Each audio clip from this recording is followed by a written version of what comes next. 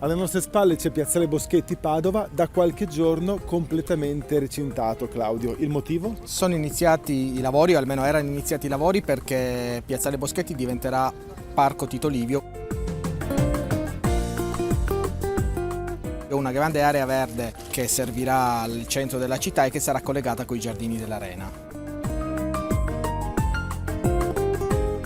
E anche l'area arginale, che sono stati tagliati tutti gli alberi nelle scorse settimane, diventerà un'area per una grande passeggiata con un attracco per il turismo fluviale, e ci sarà anche una passerella che collegherà appunto la nuova area verde con i giardini dell'Arena.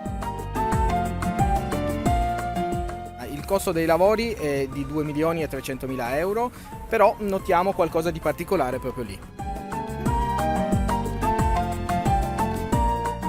È il motivo per cui i lavori sono fermi. Eh sì, perché sotto quei teli sono state ritrovate delle lastre di cemento amianto che qualcuno aveva sotterrato in maniera illegale alcuni anni fa, e quindi è stato necessario bloccare i lavori perché sarà necessario fare una bonifica, si spenderanno ulteriori 40.000 euro e si perderà circa 1 o 2 mesi, quindi i lavori sono tutti fermi perché prima bisogna bonificare e togliere l'amianto. E quando vedremo questo parco di Piazzale Boschetti? Possiamo ipotizzare circa 1 anno per avere completi tutti i lavori. Nel 2021? Sì. A spasso nel Sull'area verde di Piazzale Boschetti sarà forse collegata a quest'area verde sì. di Si chiamerà di forse Ermitano. Parco Tito Livio, perché è stato immaginato così dalla precedente giunta, sempre che la giunta Giordani non decida di cambiargli nome.